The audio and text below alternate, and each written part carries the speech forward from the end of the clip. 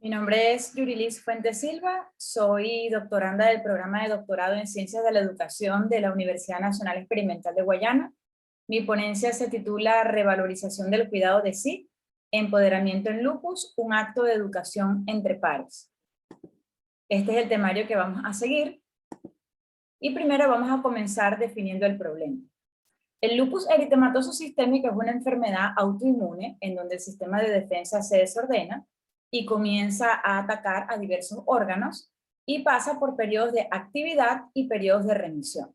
Mientras más tiempo pasa una persona en actividad, más riesgo hay de que se produzca daño orgánico y de que esa persona disminuya su sobrevida.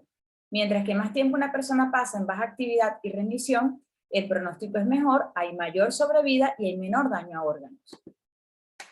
En las guías de tratamiento del lupus eritematoso sistémico, siempre, como ven, entre los principios fundamentales se destaca que debe existir una toma de decisiones compartida entre el paciente informado y su médico o sus médicos. En las guías latinoamericanas para el tratamiento del lupus también dicen que debe enfatizarse la participación activa de los pacientes y su círculo familiar en el plan terapéutico general, es decir, debe haber participación. Ahora, ¿cómo hacer esto si el paciente no recibe formalmente educación sobre su enfermedad? La doctora Fricker, en su libro, Injusticia Epistémica, destaca que tanto la información como la educación son bienes epistémicos y que cuando un individuo es deprivado de ellos, se incurre justamente en injusticia epistémica. Cuando hay una falla en los conceptos que permiten entender una situación, en este caso una enfermedad, y esto le genera minusvalía a la persona para poder desenvolverse en su sociedad, se denomina injusticia epistémica hermenéutica. Y esto va a hacer que el individuo se aísle en su sociedad y se mantenga excluido de su círculo social. Ahora, para poder entender cómo lograr lo que es el empoderamiento, que es el fin final que queremos lograr para que la persona tenga mejor calidad de vida, debemos entender que debemos partir por el cuidado de sí. Concepto desarrollado por primera vez y ampliamente definido por el doctor Michel Foucault en su libro La inquietud de sí. Y este término ha evolucionado hasta lo que se conoce ahora como autogestión, pasando por otros términos también que tienen relevancia como la alfabetización en salud o alfabetización sanitaria. Y básicamente se refiere a herramientas que permitan al individuo no solamente conocer su enfermedad, sino también saber gestionarse en el sistema sanitario para poder llevar adelante su enfermedad y estar en control de ella, que es lo que se denomina empoderamiento. El individuo debe recibir educación para saber autogestionarse y finalmente llegar a estar en poder de su enfermedad. Y les pongo un ejemplo. Los rayos del sol afectan directamente a las personas con lupus eritematoso sistémico, provocando daño a órganos externos como la piel, pero también a órganos internos a través de anticuerpos que van por la sangre. Una persona con lupus tiene que conocer bien este concepto, porque, por ejemplo, ¿cómo actuaría un paciente con lupus eritematoso sistémico ante el sol? El paciente no empoderado no va a tener ningún cuidado con respecto al sol y seguramente va a tener actividad por esta causa.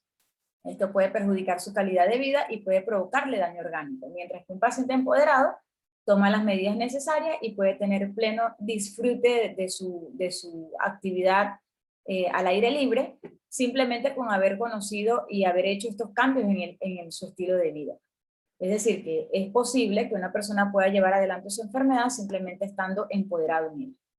Si conocemos las experiencias que hay acerca de programas educativos para pacientes con lupus, el más grande, de más alto impacto en Latinoamérica, es el programa Hablemos de Lupus, que también está en portugués como Falando de Lupus, que cuenta con diferentes recursos educativos en diferentes plataformas de redes sociales y en donde se ha educado en masa no solamente a personas con lupus, sino también a sus allegados. Ahora, la desventaja de este programa es que no podemos entender el impacto que individualmente tiene en cada persona este tipo de programas.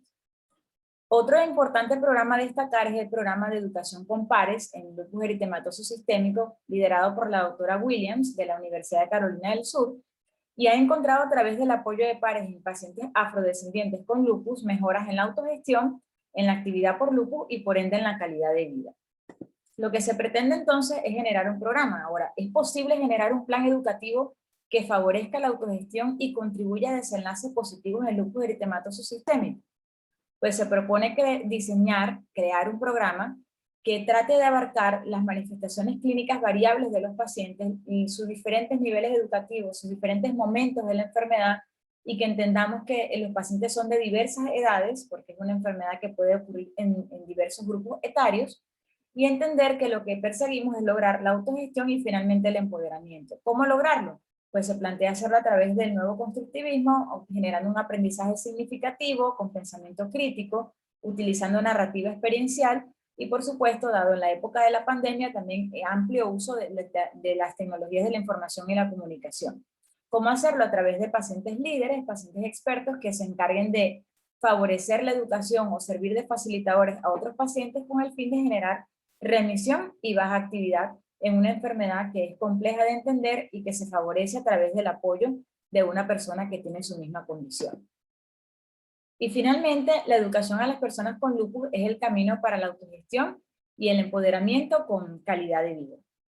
Muchísimas gracias por su atención.